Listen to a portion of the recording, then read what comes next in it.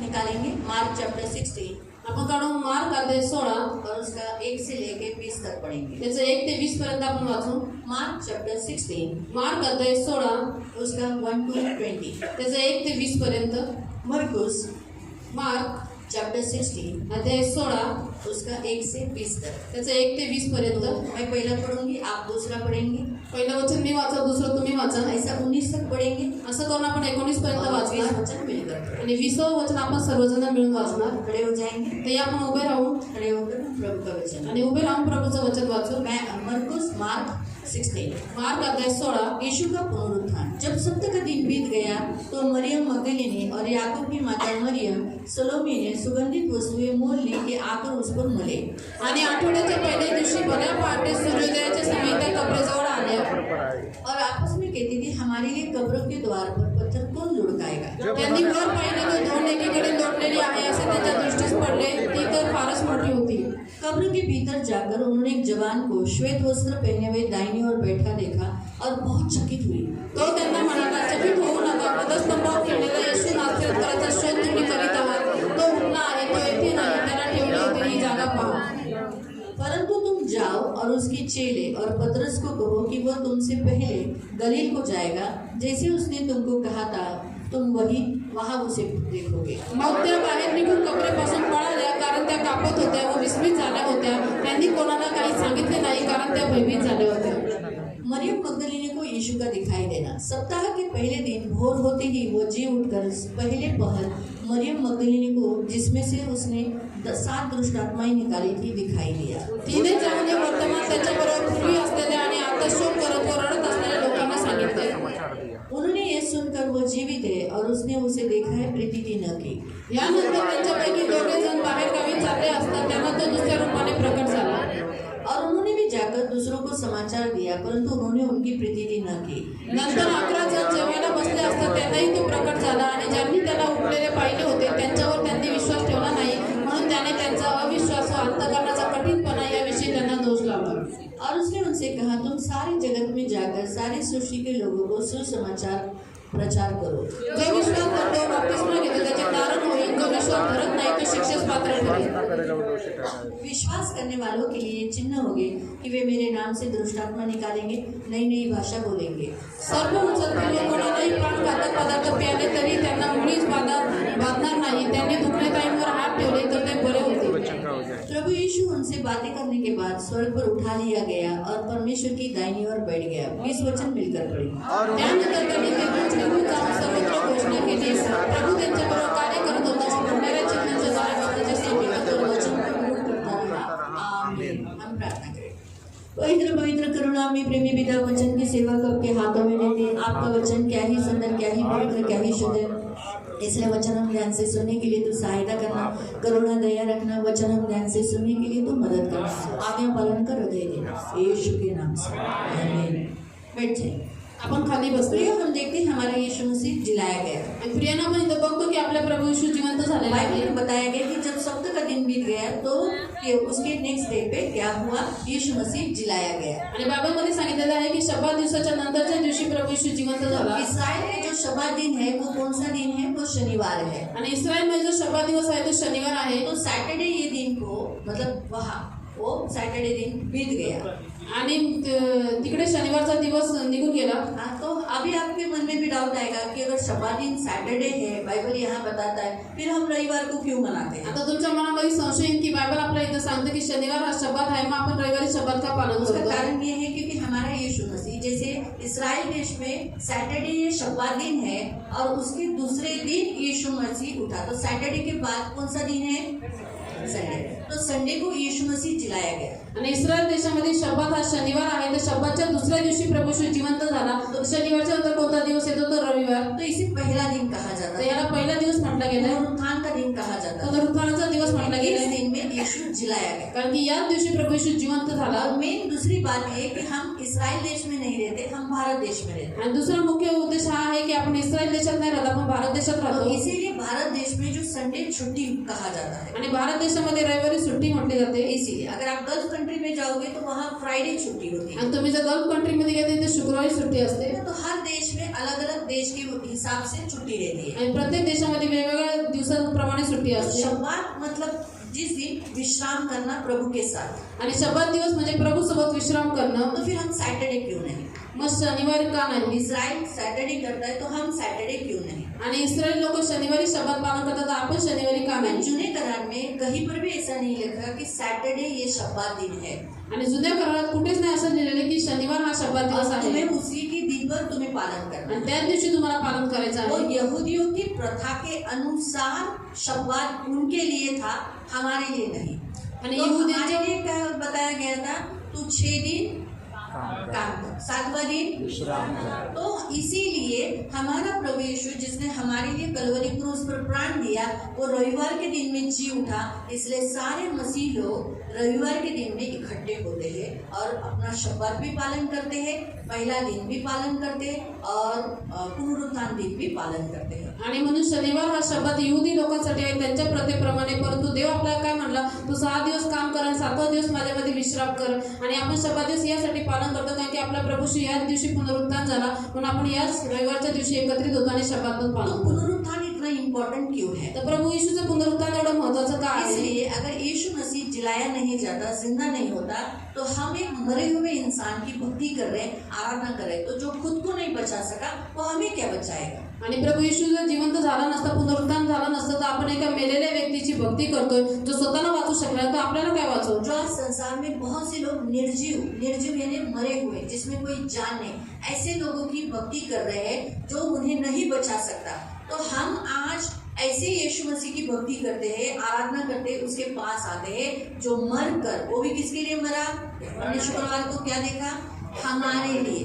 आणि आपण काय माहिती शिकवली की प्रभू येशू आपल्यासाठी क्रूसावरती मेला, वो मरा हमारे लिए, तो आपल्यासाठी मेला, वो जिंदा है। परंतु तो जिवंत आहे. इसलिए वो जिंदा हुआ, म्हणून तो जिवंत झाला, इसलिए वो हमें भी जिंदा करेगा। म्हणून तो आपल्यालाही जिवंत तो करेल. हम जब अपनी आंखों को बंद करेंगे तो वो हमें उठाएगा, आणि आपण ज्यावेळेस आपले डोळे बंद करू त्यावेळेस आपल्याला उचलेल. वो हमें मरे हुए में दशा में नहीं तो रखेगा। आपल्याला मेलेल्या दशेमध्ये नाही जैसे ठेवणार. उसकी कब्र खाली है, वो हमें भी उस कब्र में नहीं रखेगा। आणि जशी त्याची कब्र खाली आहे तसं आपल्यालाही त्या कब्रामध्ये नाही ठेवणार. तो उसने मृत्यु को हरा दिया। तर त्याने मृत्यूला हरवलेला आहे. अभी तक इस संसार में किसी ने भी मृत्यु को नहीं हराया था। आणि आतापर्यंत या जगामध्ये कोणी मृत्यूला हरवलं नव्हतं. इस पृथ्वी पर आया हुआ कोई भी मृत्यु से जीव कोई नहीं उठा था। आणि या पृथ्वीवरती आलेल्या मृत्यूपासून जिवंत कोणी झाला नव्हता. और यीशु ने कहा पुनरुत्थान और जीवन मैं हूँ, जॉन 11:25 में पढ़ सकते हैं। आणि योहान अध्याय 11:25 मध्ये प्रभू येशू म्हणतो की पुनरुत्थान व जीवन मीच आहे. हाँ, तो इसीलिए उसने सिर्फ कहा नहीं, तो फक्त बोलला नाही, उसने ऐसा नहीं कहा पुनरुत्थान और जीवन मैं हूँ, तो असं नाही म्हटलं पुनरुत्थान आणि जीवन मीच आहे. जो कोई मुझ में मरेगा मैं उसे वापस जिंदा करूंगा। आणि मग जो कोणी माझ्यामध्ये मरेल त्याला मी पुन्हा उसने जिवंत उसे करेन. सिर्फ कहा नहीं, उसने वो मरने से पहले बहुत सारे मुर्दों को जिंदा किया। आणि तो फक्त ओठांनी बोलला नाही, पण तो स्वतः मरायच्या अगोदर खूप साऱ्या मुर्द्यांना 12 जिवंत साल की केलं. लड़की जो मर गई थी उसको जिंदा किया। आणि 12 वर्षाची जी मुलगी मेलेली तिला जिवंत केलं. ये वो जो विधवा थी, विधवा का एक ही बेटा था नाइन नगर में, उसके बेटे को जिंदा किया। आणि नाईन नगरातली जी विधवा होती जिला एकच मुलगा होता त्यालाही प्रभूने जिवंत 4 केलं. दिन के कब्र में रखे हुए लाजरस को आणि 4 दिवसाच्या कब्रमध्ये ठेवलेल्या लाजरला जिवंत केलं. वो अभी तक मरा नहीं था, लेकिन फिर भी उसने मुर्दों को जलाया। आणि तो आतापर्यंत मेलेला नव्हता तरी सुद्धा त्याने मुर्द्यांना जिवंत तो वो केलं. इतनी शक्ति और इतना सामर्थ्य रखता है। तर एवढी शक्ती आणि एवढं सामर्थ्य त्याच्याकडे आहे. जब वो खुद मरा, ज्यावेळेस तो स्वतः मेला वो खुद भी जी उठा, तो स्वतः पण जिवंत झाला. इसलिए अब हमें भी वो जिला सकता है। आणि म्हणून आपल्यालाही आता तो जिवंत करू शकतो. इसीलिए प्रियो, हमने जिस पर विश्वास किया है म्हणून प्रियना आपण ज्याच्यावरती विश्वास केलेला वो आहे धोखेबाज नहीं है, आणि तो धोकेबाज नाहीये. हमारा विश्वास सच्चा है। आपला विश्वास खरा आहे. हमने ऐसा अरे बाप रे शिप फंस गए रे हमने इस पर भरोसा किया, अरे आणि ऐसा आपण हमें फसलो पछताना नहीं पड़ेगा, आणि आपण कोणावरती भरोसा केला आपण फसलो असं आपल्याला पस्तावा करावा लागणार हमें नाही इसे दुख मनाना नहीं पड़ेगा।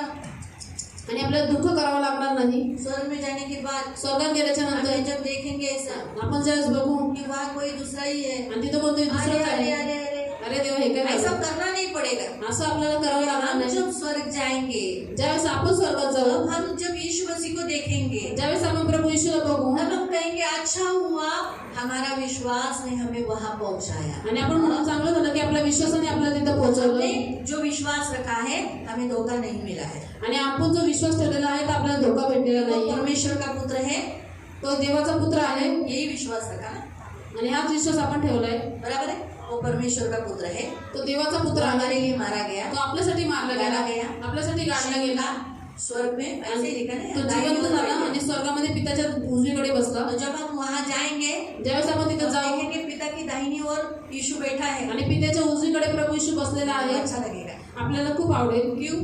का? हम स्वर्ग में देख रहे हैं। और अच्छा, हमने यीशु पर विश्वास क्यों किया? आणि आपण प्रभू येशूवरती विश्वास का केला?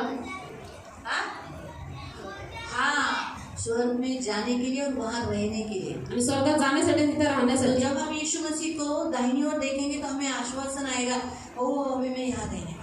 आणि ज्यावेळेस आपण प्रभू येशूला उजवीकडे बघू त्यावेळेस आपल्याला आश्वासन येईल की बरं झालं मी विश्वास केला, आता मी राहणार आहे. तो इसीलिए प्रियो पुनरुत्थान बहुत इम्पोर्टेंट है। आणि म्हणूनच प्रियांना पुनरुत्थान हे फार गरजेचं अगर वो आहे. मरा हुआ रहता तो जर मेलेलाच राहिला असता तो फिर वो भी अन्य जितने लोग पृथ्वी पर आए, मर गए, बड़े बड़े काम किए, उन्हीं के समान होता। तो पण अन्य लोकांसारखे जे पृथ्वीवरती आले त्यांनी मोठी मोठी कामं केली ते मेले तो पण तसाच झाला असता. तो उनकी ऐसा लिखा है जन्म तारीख मृत्यु तारीख, आणि त्यांच्या जन्माचा दिवस आणि मृत्यूचा दिवस लिहिलेला है ना। आहे. लेकिन हमारे यीशु मसीह की न जन्म तारीख, न मृत्यू की तारीख, न जिलाने जाने की तारीख। क्यों? क्योंकि अभी भी जिंदा है, हमेशा के लिए जिंदा है। आणि आपल्या प्रभू येशूचा जन्माचा दिवस, मृत्यूचा दिवस आणि जिवंत होण्याचा दिवस लिहिला जात नाही कारण की तो आजही जिवंत आहे. इसीलिए प्रियो, और देखो यीशु मसीह का जन्म की भविष्यवाणी किसने की थी? आणि प्रभू येशूच्या जन्माची भविष्यवाणी कोणी केलेली?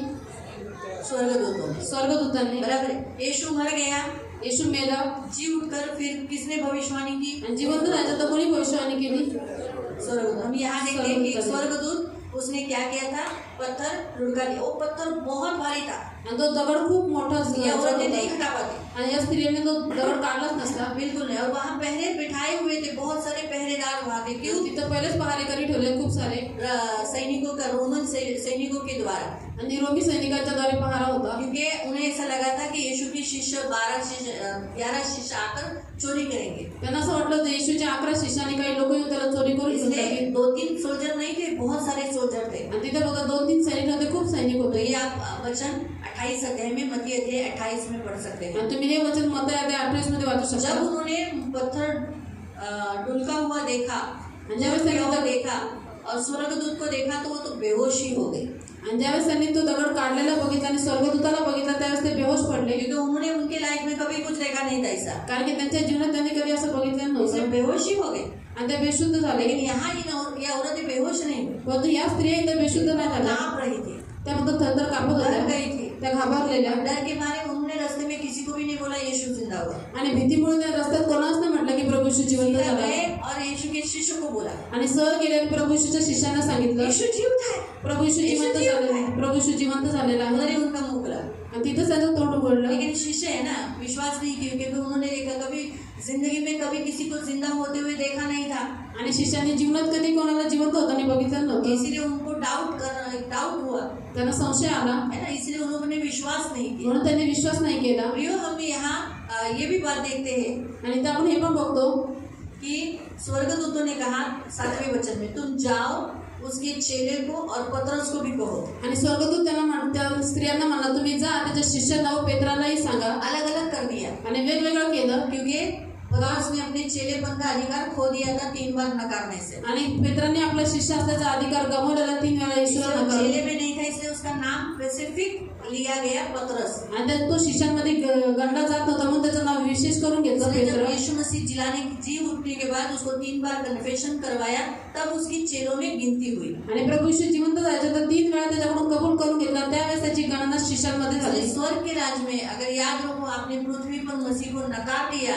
तो आप हमारे बीच में गिनती नहीं की जाएगी, आपको अलग नाम से गिना जाएगा, सेपरेट आपका नाम लिया जाएगा। अभी हम सबको क्या कहा जाता है? आता आपण सगळ्यांना काय म्हटलं जातं? शिष्य, मसीह, ख्रिस्ती. मालूम है। लेकिन अगर सोचो, उदाहरण विचार करा, उदाहरणार्थ मैंने यीशु को नकार दिया, मी जर येशूला नकारलं, हाँ, तो फिर मैं परमेश्वर के राज्य में, मैं खुद को बोल रही हूँ मैं मसीह हूँ, मी स्वतःला म्हणते की मी ख्रिस्ती मैं आहे, तो यीशु की चेला हूँ, मी प्रभूची शिष्य आहे. लेकिन परमेश्वर की दृष्टि में परंतु देवाच्या दृष्टीने वो मुझे मेरा नाम लेकर बुलाए, तो मला माझं नाव घेऊन बोलवेल आप में मुझे नहीं गिनेगा। आणि तुमच्यामध्ये माझी गणना होणार नाही. मालूम हुआ तो यहाँ एक सबसे बड़ा फर्क हम देखते हैं। आणि इथं सगळ्यात मोठा फरक आपण तो बघतो प्रभु ने जी उठने के बाद वो फर्क पतरस का दूर कर दिया। आणि जिवंत झाल्यानंतर प्रभूने हा फरक पेत्राचा दूर केला। तो बाइबल के अनुसार यही अध्याय हमें नहीं बताता, पौलुस भी बताता है कि यीशु मसीह जिलाए जाने के बाद, जी उठने के बाद वो 40 डेज, कितने दिन, 40 दिन तक दिखता रहा। आणि म्हणून फक्त आपल्याला हाच अध्याय नाही सांगत, परंतु आपल्याला पौल सुद्धा सांगतो की प्रभू येशू जिवंत झाल्यानंतर 40 दिवस तो शिष्याला दिसत कितने राहिला। लोगों को दिखाई दिया? आणि अजून किती 500 लोगों को दिखाई दिया। 500 पेक्षा अधिक लोकांना तो दिसला। चलो 11 शिष्य झूठ बोलेंगे आणि 11 शिष्य खोटं बोलतील और वो औरतें तो यीशु को प्यार ही करती आणि त्या स्त्रिया तर प्रभूला खूप प्रेम सब करायच्या। डर के अंधेरे में बैठे और ये सुगंध द्रव्य लेकर अंधेरे में गई है। आणि सगळे घाबरून अंधारात बसले आहेत, परंतु या सुगंध द्रव्य घेऊन तेवढ्या अंधारात गेले रोमी सोल्जर को डर भी नहीं है, आणि त्यांना भीती पण नाही रोमी सैनिकांची। बिंदास गई है सुगंध द्रव्य लेने के लिए। अभी 3 दिन हुआ है, यीशु के शरीर में भी बास आएगा, वो कुछ नहीं, उनको कैसे भी सुगंध द्रव्य लगाना है, इत्र लगाना है बॉडी को। आणि आता 3 दिवस झालेले आहेत, त्याच्या शरीरातून दुर्गंधी येत असा त्यांनी विचार नाही केला, परंतु त्यांना कसे करून प्रभू येशूच्या शरीराला सुगंधी द्रव्य लावायचे आहे। प्यार जहाँ होता है ना वहाँ गंदगी नहीं देखी जाती। आणि जिथं प्रेम असेल तिथं घाणेरडेपणा नाही बघितलं जात। वो औरतें सचमुच प्रभु को प्यार करती थी, इसलिए उनको दुर्गंध आएगा ये सोचा नहीं। आणि त्या स्त्रिया खरोखर प्रभूला प्रेम करत होत्या, म्हणून त्यांनी विचार केला नाही की इथं दुर्गंधी येत असेल। हाँ, वैसे ही देखो, जब 2 शिष्य मालूम पड़ा, जब घर में जाकर बताया कि हमने यीशु को देखा, तो पतरस और यूहन्ना भाग के कब्र के पास गए। ज्यावेळेस स्त्रियांनी सांगितलं घरात जाऊन की आम्ही प्रभू येशूला बघितलं म्हणून, तर त्यावेळेस त्याचे 2 शिष्य पेत्र आणि योहान धावत कब्रजवळ गेले। जवान था, योहान तरुण होता, इसीलिए प्रणाम की एज का था। तो प्रणामच्या वयाचा अभी होता। मैं पतरस हूँ, सोचो, आता विचार करा, मी पेत्र यूहन्ना आहे है, वो यूहन्ना है, आणि तो योहान आहे। अभी हम दोनों भाग रहे, आता आम्ही दोघं जण पळतोय, पहला कौन पूछेगा? तर पहिलं कोण जाईल? वो पूछेगा, आणि तो लेकिन जाईल, वो अंदर नहीं गया, परंतु तो आतमध्ये नाही गेला कब्र पर ऐसा देख रहा, आणि तो कब्रावरती बाहेरच होता। क्यों? उसी टेंशन पे बदबू ना आ जाए। का? कारण की त्याला चिंता होती कधी वास येत वो नसेल। छोटा था ना, तो लहान उसमें होता, इतना ज्ञान नहीं था। त्याला एवढं ज्ञान नव्हतं, तो प्यार ये सब बाद में उसे मालूम पड़ा। आणि प्रेम वगैरे सगळ्या गोष्टी त्यानंतर माहिती पडल्या। पतरस सचमुच यीशु को बहुत प्यार करता, आणि पेत्र प्रभू येशूला खरोखर खूप प्रेम करत होता। उसने कुछ नहीं सोचा, त्याने काहीच विचार नाही केला अंदर बदबू आएगी, की आतमध्ये वास येत वो असेल। सीधा अंदर गया, तो धावत सरळ आतमध्ये गेला, कपड़ों को देखने लगा, कपड्यांना बघायला लागला प्रभु कहाँ है? आणि विचार करला प्रभू कुठे आहे। तो उसने बदबू नहीं सोचा। आणि त्याने जब दुर्गंधी वास उसने नाही विचार केला। देखा यूहन्ना ने कह रहा पतरस के कपड़े को हाथ में लगाया, तब वो अंदर गया। आणि योहानाने ज्यावेळेस बघितलं की अरे पेत्राने कपड्याला हात लावला, त्यावेळेस तो आतमध्ये गेला। प्यार है ना, बदबू गंदगी इधर उधर देखने नहीं देता। आणि प्रेम जे आहे ते घाणेरडा वास किंवा दुर्गंधी इकडे तिकडे बघून मैं देणे आपको आहे। बताती हूँ छोटा सा उदाहरण। मी तुम्हाला लहानसं उदाहरण सांगते। माँ बाप अपने बच्चों को कितना प्यार करते आई वडील आपल्या मुलांना किती प्रेम करतात, हैं, तब वो लैट्रिन करते तो ऐसा करते, आणि मुलं ज्यावेळेस लॅट्रिन करतात त्यावेळेस ते असा नाक दाबतात का? नहीं ना, उनको धुलाते हैं ना, त्यांना धुतात। बीच बीच में बच्चे देखो आणि मुलं मुलं असं नाही आपने करतात। लिया होगा, बच्चा घास पास नहीं करता है, और बदबू भी कभी कभी आता है। कधी कधी वास बच्चे येतो को साफ नहीं हुआ हो तो आणि ते साफ झालं नसेल पडतं, तो माँ बाप बोले, माँ बाप कैसे बोले, आले ले पागल तू, ऐसे ही करते हैं ना, आले वाली चुनरी लोग क्या डाला, तब उनको बदबू क्यों नहीं आती? त्यावेळेस त्यांना वास का नाही येत? तो प्यार बदबू को मिटा देता है। कारण की तो जे प्रेम आहे ते दुर्गंधी मिटून टाकतात। लेकिन बच्चे बड़े होते जाते हैं, मुलं मोठे होत जातात, तब यही माँ बाप हेच आई वडील अगर थोड़ा सा लैट्रिन कर दिए, थोडंसं जर लॅट्रिन केली इतनी बड़ी हो गई देखो, पापा क्या है तू? आणि तुम्ही एवढे मोठे झाले तरी असं केलं, मम्मी, पापा ने आगे किया था पता? आणि वडिलांना बोलवतात और माँ को बुलाते, आई साफ करते ना, और माँ को बुलाते। बीवी साफ करती है ना पति का, है ना? भाग जाते, वही बच्चे तेच मुलं उसकी छोड़ने पे ले बाप ने ऐसा बोला था, लेकिन बच्चे कोणती मुलं बीवी भी चली जाती है, उसका पति है, प्यार बायको करती जाते है, कारण की तिचा नवरा आहे वो धो देती है, आणि ती साफ करते, साफ करते, करती, लेकिन बच्चे पण तू मुलं लेकिन प्यार नहीं। काय की प्रेम नाहीये। जहाँ प्रेम नहीं होता ना वहाँ दुर्गंधी दिखती है, ही हिचे पाय घाणेरडे, हिला हात कसा लाव, बघू कुणाचा चांगला पाय तिथंच हात लावून तेल लावते, है ना?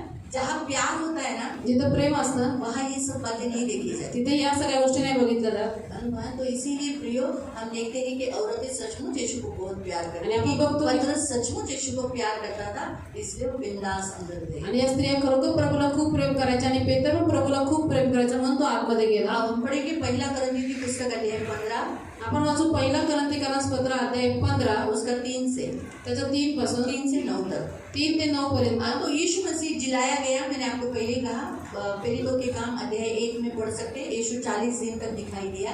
यीशु जिंदा है उसका प्रमाण उसने 1 दिन, 2 दिन, 3 दिन नहीं, 40 डेज दिया। कितना दिन दिया? 40 दिन। तो तो प्रेषितांची कृत्यमध्ये तुम्ही वाचू शकता पहिला अध्याय की प्रभू येशू 40 दिवस त्यांना जिवंत होऊन दिसत राहिला। हाँ, तो जो शायद दुष्ट आत्मा या भूत कभी कभी 2-3 बार दिखाई देंगे, लेकिन 40 दिन नहीं दिखाई देंगे ना। आणि दुष्ट आत्मे किंवा भूत एक भूत दोन नहीं था। दिवस यीशु येशू भूत नव्हता। मुझे हड्डी मांस है। बघा मला हाडा आणि मांस आहे भूतों को नहीं होता। आणि ते भूतांना तो नसतं, इसलिए यीशु के शिष्यों ने छुआ, म्हणून येशूच्या शिष्याने त्याला स्पर्श करून बघितला में उस जख्म में उंगली में हाथ डाला, आणि जे होल होता हातात त्याच्यामध्ये बोट टाकून बघितलं हाथ डाला, उसमें पंजर में भी हाथ डाला। आणि त्याच्या कुशीमध्ये पण हात घातला ये चेक किया उन लोगों ने, आणि हे त्यांनी त्याला क्योंकि यीशु पाहिलं. को सचमुच देह था। कारण की प्रभू येशूला खरोखर देह होता. यीशु ने कहा आत्माओं को हड्डी मांस नहीं होती। आणि प्रभू येशू म्हणाला आत्म्यांना हाड आणि मांस नसतं. आणि सगळे शिष्य घाबरले भूत आलेला आहे बोला म्हणून. मुझे डरो मत, मैं देखो मुझे छुओ। उसने छू कर देखा कि हाँ, छूने वाले। आत्मा को छू नहीं सकते, वो हाथ ऐसा करके ऐसे ही आ जाएगा। आणि प्रभू येशू म्हटला घाबरू नका, माझं हाड आणि मांस आहे आणि म्हणून मला स्पर्श करून बघा. इसीलिए यीशु सिर्फ शिष्यों को नहीं दिखाई दिया। म्हणून प्रभु येशू फक्त शिष्यांनाच नाही सबसे दिसला. पहले उसने औरत को, मतलब मरियम, वो मैं आपको बाद में बताती हूँ औरत के ऊपर क्यों दिखाया।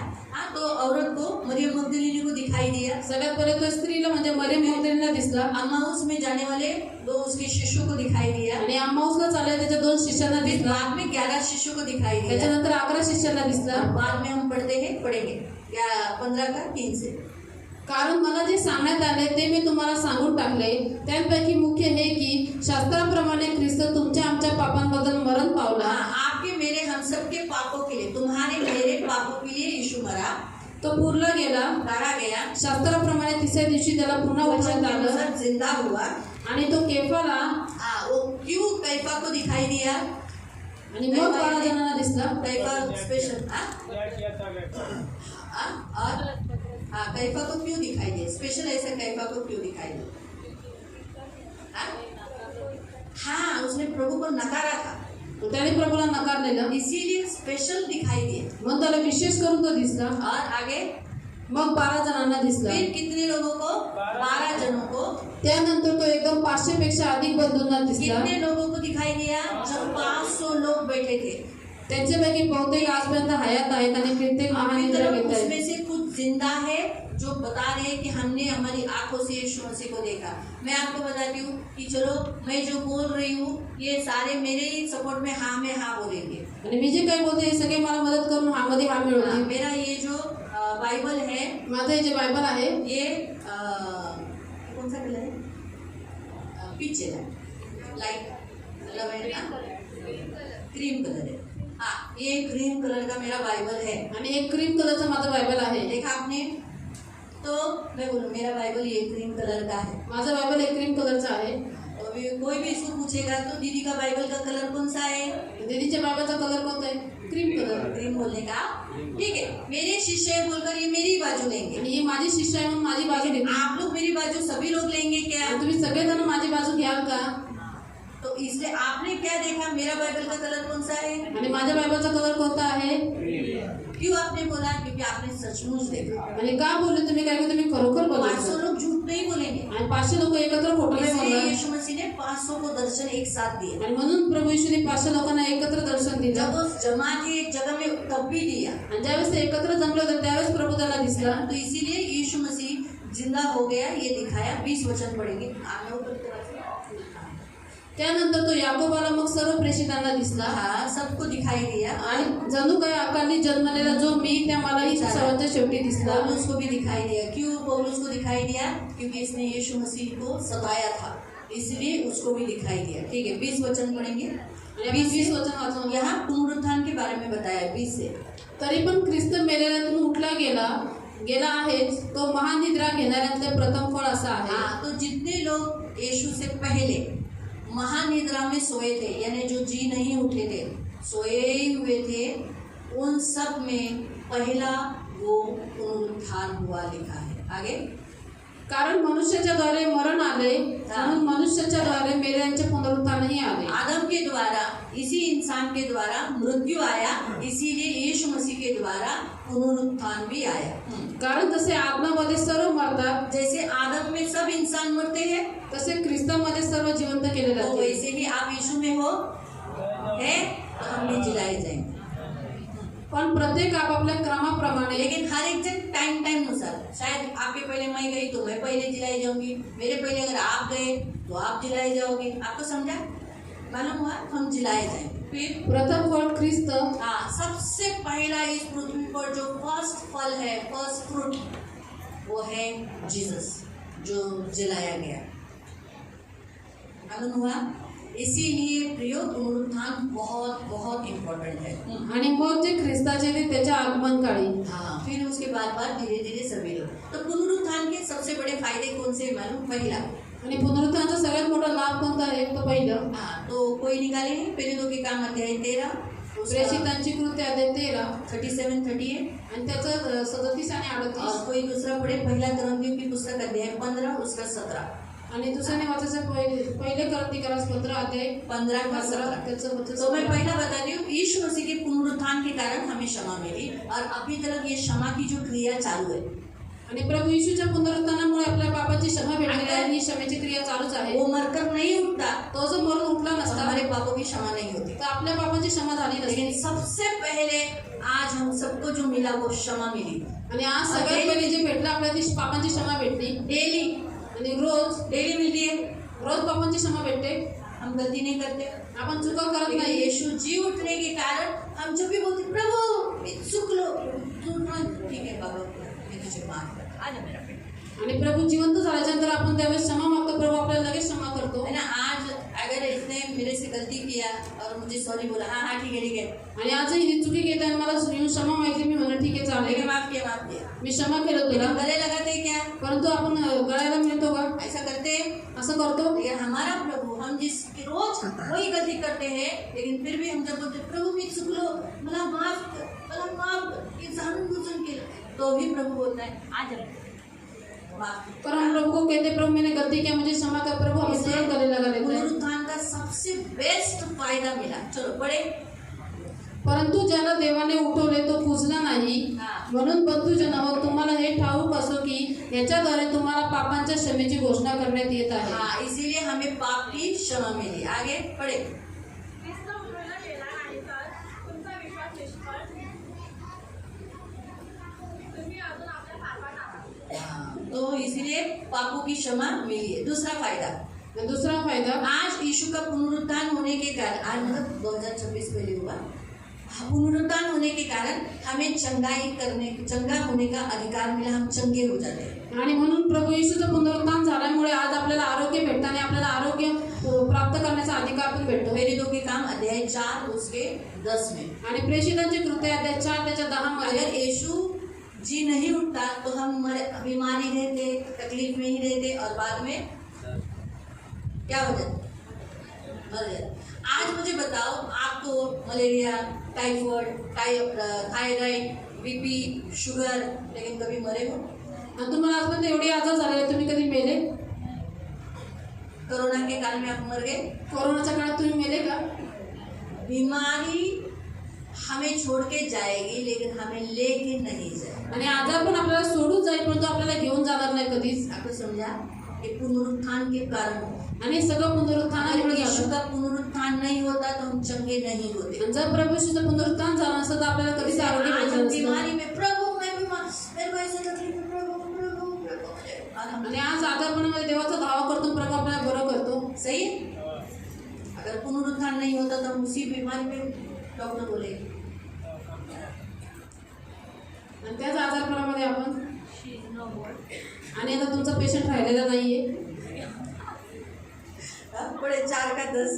आणि 4चा 10, तर तुम्हा सर्वांना व सर्व इस्रायल लोकांना हे कळावे की ज्याला तुम्ही वधस्तंभावर म्हणून मारले ज्याला देवाने मेल्यातून उठवले त्या नासोर येशू ख्रिस्ताच्या नावाने हा मनुष्य बरा होऊन तुमच्या पुढे उभा राहिला. हाँ, इसीलिए प्रभु ने उसे चंगा करके जो मरकर जी उठा यीशु उसने चंगा किया है. तो इसलिए आज हम यीशु के पुनरुत्थान के कारण चंगे हो गए. तीसरा, आज हमें इटर्नल लाइफ मिला है. आणि आज आपल्याला अनंत जीवन भेटलेलं आहे. अगर यीशु जिंदा नहीं होता तो पुनरुत्थान नहीं होता तो हमें इटर्नल लाइफ सार्वकालिक जीवन मराठी आहे अनंत जीवन नहीं मिळता. आणि जर प्रभूशी जिवंत झाला नसता किंवा त्याचं पुनरुत्थान झालं नसतं तर आपल्याला सार्वकालिक जीवन भेटलं नसतं. तो इसीलिए उसके पुनरुत्थान के कारण आज हम जिंदा रहेंगे, हम कभी नहीं मरेंगे, अनंत जीवन पाएंगे. आणि त्याच्या पुनरुत्थानामुळे आपण जिवंत राहू, आपण कधीही मरणार नाही, आपल्याला सार्वकालिक जीवन तो भेटेल. उसे अनंत जीवन देने का अथॉरिटी मिला. आणि त्याला अनंत जीवन देण्याचा अधिकार भेटला. जॉन चैप्टर 11 25 से 27 तक वो आपको मालूम ही है,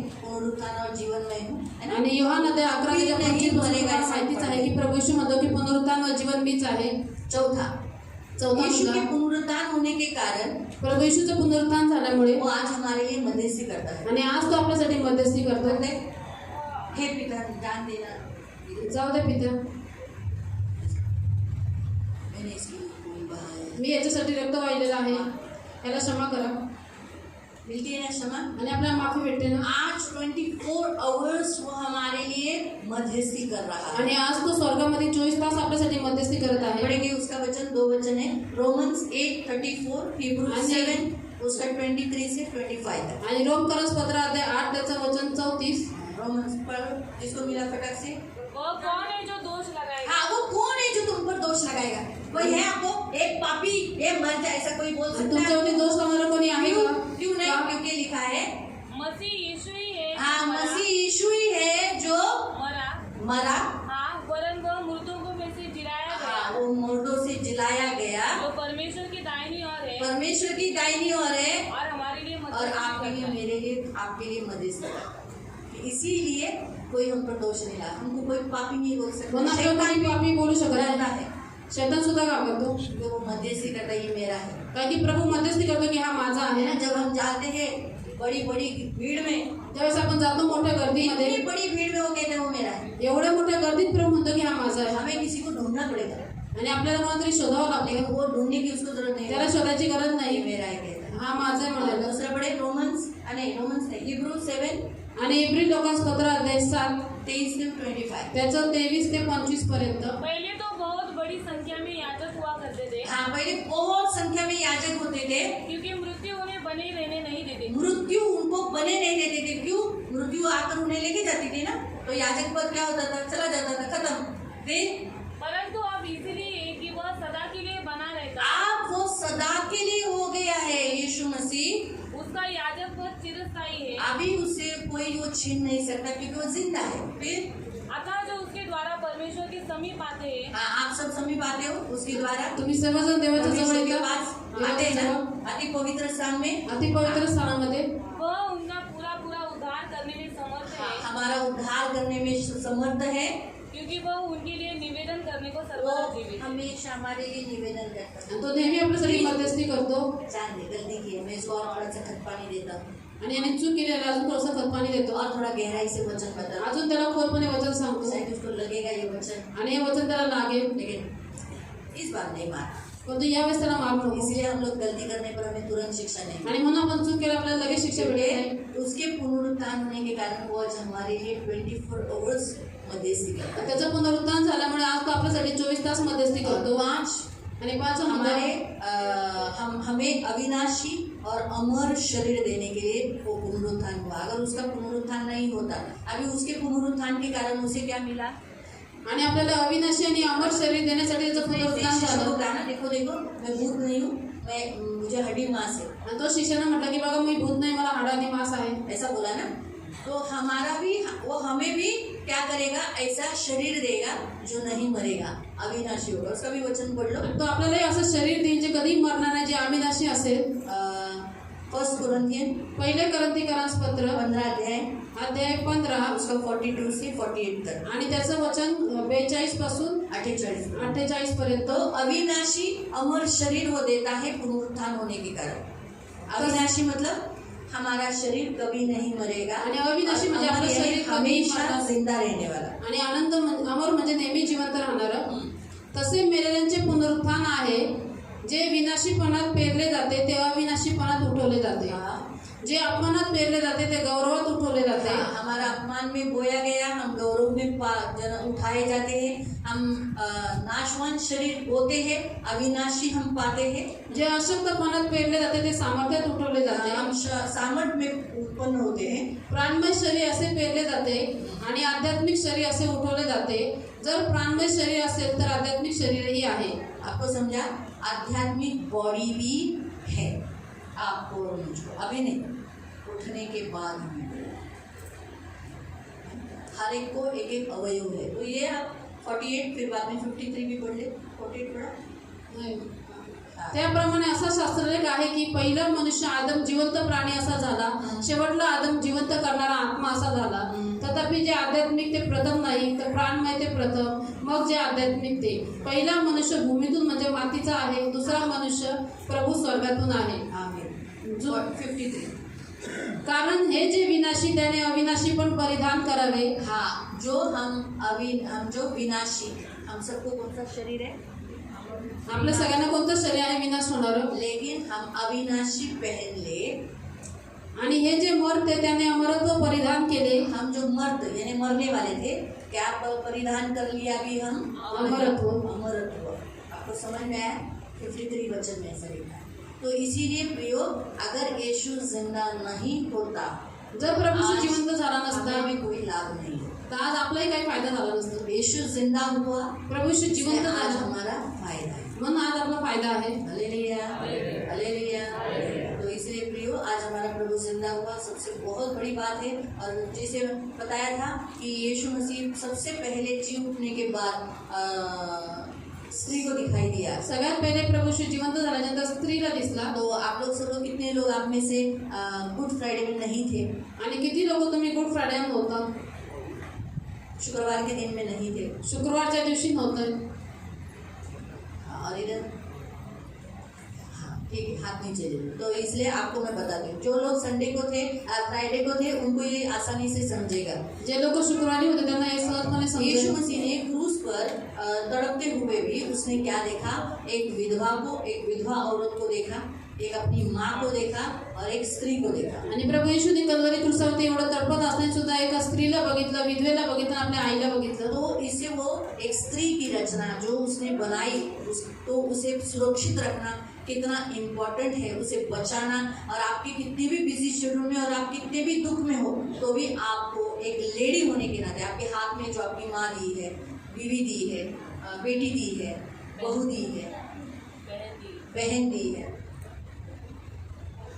और कोई करते हैं, तो इनका ख्याल करना आपका कर्तव्य है। आणि म्हणून एका स्त्रीला त्याने बघितलं, जी स्त्री त्याने बोलावली, जी नाजूक पात्र आहे, तिची सुरक्षा करणं किती महत्त्वाचं आहे हे प्रभू तिथं सांगितलेलं आहे। म्हणून तुमच्या हातामध्ये पण जी तुमची आई आहे, पत्नी आहे, मुलगी आहे, बहीण आहे, त्यांची रक्षा करा आणि त्यांचं संरक्षण करा। हाँ, तो वैसे ही जी उठने के बाद भी उसने सबसे पहले मरियम मगदलिनी को दिखाई दिया, क्योंकि वो बहुत रो रही थी। आणि जिवंत झाल्यानंतर प्रभू येशू सगळ्यात पहिले मरियम मगदलिनीला दिसला, का? कारण की ती खूप रडत होती। हाँ, और उसके द्वारा आज आप सबको भी यही बताया जा रहा है कि जो भी स्त्री आपको प्रभु ने दी है और प्रभु में जो शिष्याएं हैं, अभी मरियम मगदलिनी जिसमें से दुष्ट आत्माएं निकली गई थी, आणि मरियम मगदलिनी ती जिच्यामधून दुष्ट आत्मे काढलेले प्रभूने। तो आप वो कौन थी? प्रभु की बेटी थी। आता ती प्रभूची मुलगी होती। आपके लाइफ में जो प्रभु की बेटियां हैं, तुमच्या जीवनामध्ये ज्या प्रभूच्या मुली आहे, अन्य जातियों से भी ज्यादा आप मसीह में जो है उनको प्रथम स्थान देना है। आणि अन्य जातींपेक्षा जे ख्रिस्तामध्ये आहे त्यांना प्रथम स्थान द्यायचं अगर आहे। आपकी माँ अनबिलीवर है, तुमची आई जर अविश्वासी आहे, तो आपको ज्यादा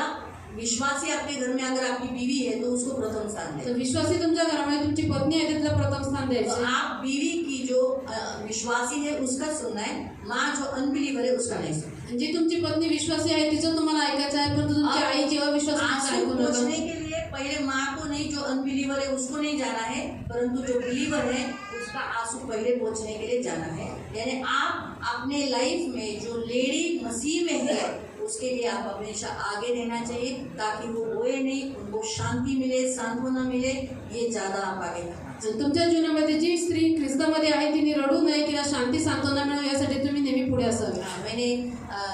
मैं सचमुच प्रभु सुनता है गुड फ्राइडे का और पुनरुत्थान का। ऑलरेडी मैंने यूहन्ना ही अध्याय निकाला था, आणि गुड फ्रायडेचा आणि पुनरुत्थान दिवसाचा मी योहान अध्याय काढलेला उपवास में प्रभु ने ऑलरेडी मुझे वचन दिया था, इसलिए मुझे कोई टेंशन नहीं था। आणि प्रभूंनी मला उपवासामध्ये वचन दिलं म्हणून मला काही चिंता नव्हती. लेकिन जब भी गुड फ्राइडे के पहले प्रभु ने मुझे खास एक बात नोटिस करने के लिए कहा। आणि उत्तम शुक्रवारच्या पहिले प्रभूंनी मला विशेष गोष्टीमध्ये लक्ष द्यायला हमें सांगितलं. दूसरे दिन या 2 दिन पहले हम वचन को वापस रिवीजन करते हैं ताकि देखने के लिए, तो प्रभु ने मुझे बोला, देख इतने क्रूज पर भी मैंने किसको देखा, माँ को देखा। आणि एवढ्या क्रुसावरती पण मी माझ्या आईला बघितलं. फिर मैंने बोला और भी देख, मैंने किसको देखा। आणि अजूनही बघ मी कोणाला बघितलं. कोणच नव्हतं, त्याची नजर तर त्याच्या आईवरच होती। और उसकी आंखें तो उसकी माँ पर ही मला थी. त्याची आई कोण होती?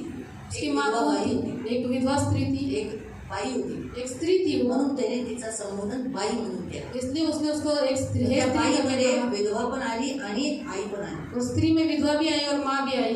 त्याच्यामध्ये ते म्हणून मला प्रभू म्हणाला की आता तुला मरकुस अध्याय 16 घ्यायचा आहे। इसलिए प्रभु ने मुझे कहा कि आप तुझे मरकुस अध्याय 16 लेना है. 19:20 मध्ये 20 में आप पढ़ सकते हैं, यीशु जिलाया गया। और यूहन्ना अध्याय 20 में आप पढ़ सकते हैं प्रभु यीशु का पुनरुत्थान अच्छा हुआ. है ना, कंटिन्यूसली जाएंगे तो अच्छा रहेगा। हम कंटिन्यूस जाते हैं आपण तो चांगला असेल. प्रभु बोला नहीं, प्रभु बोला नहीं. और 16 में फिर से मुझे प्रभु ने बोला हाँ पुनरुत्थान का अच्छा मैं तैयार करूँ। प्रभु ने बोला फिर नोट कर, आणि प्रभु म्हटलं पुन्हा बघ. मैंने जी उठने के बाद फिर से एक औरत को ही दर्शन दिया जो दुख से गुजर रही थी, रो रही थी, उसका दुख शोक मैंने आनंद में बदल दिया। आणि मी जिवंत त्यांच्यात एका स्त्रीला दर्शन दिलेलं आहे जी रडत होती, दुःख करत होती, तर तिचं दुःख मी आनंदामध्ये और परिवर्तन वो एक केलं. ऐसी स्त्री थी जो एक प्रभु में थी। आणि ती एक अशी स्त्री होती जी प्रभूमध्ये होती. आपको भी प्रभु यही बताता है, प्रथम स्थान जो मसीह में है स्त्री को देना जरूरी है। आणि तर प्रभू तुम्हाला पण हे सांगतो की प्रथम स्थान जे ख्रिस्तामध्ये आहे ते या स्त्रीला देणं गरजेचं अन्य आहे. जातियों से भी ज्यादा आपको मसीह में जो पा है उसको ज्यादा प्रथम स्थान आणि अन्य जातींपेक्षा जास्त तुम्हाला ख्रिस्तामध्ये जे आहे त्यांना प्रथम स्थान द्यायचे. ये आपको प्रभु आज भी गुड फ्राइडे के दिन में भी सिखा रहा है और आज पुनरुत्थान के समय पर भी प्रभु सिखा रहा है। आणि आज प्रभू तुम्हाला गुड फ्रायडेच्या दिवशी पण शिकवतो आणि आज पुनरुत्थानाच्या दिवशी पण शिकवतो. मालूम हुआ? तो अन्य जातियों के स्त्रियों से भी ज्यादा आपको विश्वासी स्त्री, आणि अन्य जातींपेक्षा जास्त तुम्हाला विश्वासी स्त्रीकडे लक्ष द्यायचं. आपके घर में विश्वासी औरतें हैं, तुमच्या घरामध्ये विश्वासी स्त्री आहेत, प्रभु में है, प्रभूमध्ये आहेत त्या. उनको केयर करो, त्यांची काळजी घ्या. कि आपके आंसू मत आने, त्यांच्या डोळ्यातून अश्रू येऊन घेऊ नका. उनका दुख दूर, त्यांचं दुःख दूर करा, उन्हें शांति दो, त्यांना शांती द्या. क्योंकि उसने जी उठने पर सबसे पहले औरत को शांति दी। त्यांनी सगळ्यात पहिले जिवंत राजाच्या स्त्रीला शांती दिली. तो आप ऐसा सोचेंगे अरे तीन अशी है जैसे आपकी औरत कैसी भी हो, आपकी बेटी कैसी भी हो, आपकी बहन कैसी भी हो, आणि तुमच्या घरातली स्त्री कशी असू द्या ती ख्रिस्तामध्ये आहे ना, ये बात नहीं। हे लक्षात घ्या. हमें कैसा विश्वासी से भी ज्यादा अन्य जातियाँ ज्यादा अच्छे लगते हैं। आणि विश्वासी लोकांपेक्षा आपल्या अन्य जातीचे लोक जास्त आवडतात. नहीं, हमारा रिश्ता विश्वासियों से ज्यादा अच्छा होना चाहिए, परंतु आपलं नातं विश्वासी लोकांसोबत चांगलं असलं अन्य पाहिजे, जातियों से नहीं। अन्य जातींशी नाही. तो प्रभु यहाँ खास बताता है। प्रभू इथे विशेष करून तो सांगितले. इसलिए प्रियो आपका मेरा प्रभु जिंदा हुआ है, आणि म्हणून प्रियनं तुमचा आणि माझा प्रभू जिवंत झालेला आहे. तो इसीलिए यासाठी हमारा विश्वास, आपला विश्वास में रखा है वो ज्याच्यावर आपण ठेवलाय तो सच्चा है। खरा आहे. आपका विश्वास आपको धोखा नहीं देगा। आणि तुमचा विश्वास तुम्हाला कधी फसवणार नाही. प्रभु आपको आशीष दे। प्रभू तुम्हाला आशीर्वाद करो. सबको प्रभु यीशु के पुनरुत्थान की हार्दिक शुभेच्छा। आणि सर्वांना प्रभू येशूच्या पुनरुत्थानाच्या हार्दिक शुभेच्छा.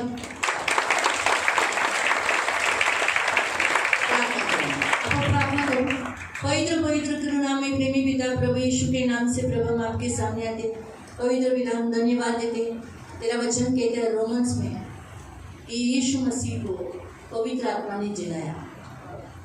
वो सेम स्पिरिट हमारे अंदर है, हमारे अंदर पवित्र आत्मा नहीं है। तो जिस आत्मा ने यीशु को जिलाया वही आत्मा हमें भी जिलाएगा।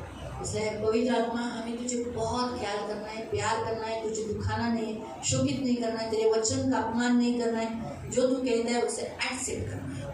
इसलिए धन्यवाद देते प्रभु, जैसे तू जिलाया गया हम भी जिलाए जाएंगे और हमारा विश्वास झूठा नहीं है, हम धोखा नहीं पाएंगे। और सच प्रभु तू बहुत अच्छा है।